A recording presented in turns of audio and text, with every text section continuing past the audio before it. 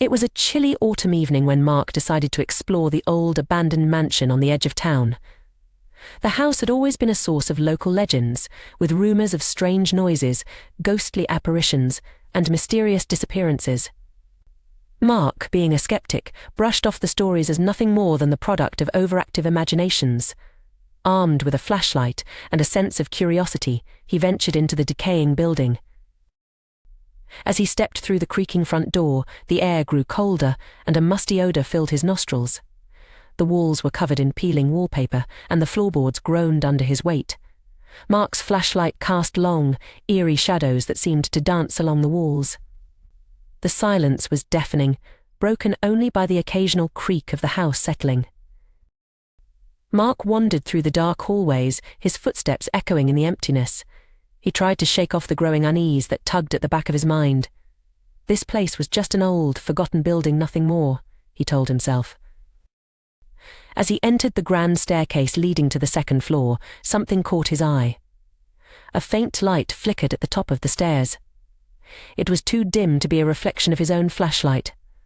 Mark's heart began to race as he slowly ascended the steps, each one creaking ominously beneath him. When he reached the top, the light vanished. Mark stood in the darkness, listening intently, but all he could hear was his own breathing. He turned his flashlight toward the hallway and began to explore the upper floor. The air up here felt even colder, and an unsettling feeling settled in his chest. He came upon a large door at the end of the hallway. Unlike the others, this one was in pristine condition, as though time had never touched it. Mark hesitated for a moment, then reached out and turned the knob.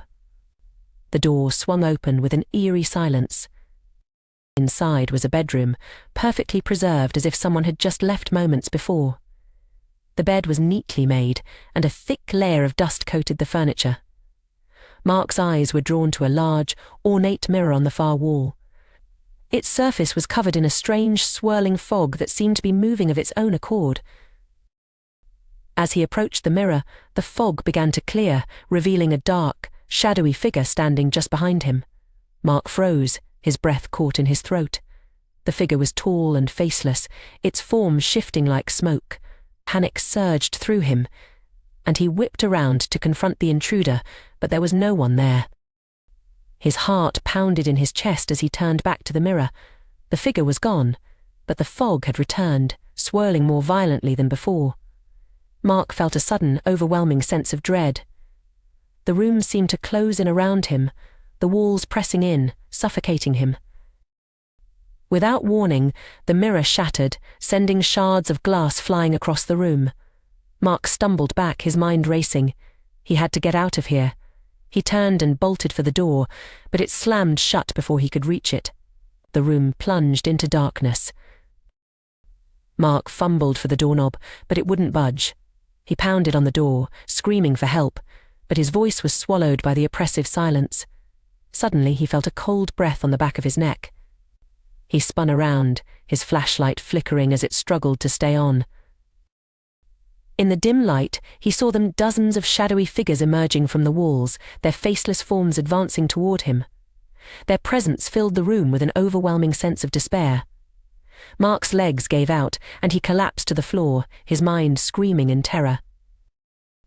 As the shadows closed in, the last thing Mark saw was the broken mirror, its surface reflecting the horror in his eyes. The figures reached out, and the darkness consumed him completely. The next morning, the mansion stood silent and still, just as it had for years.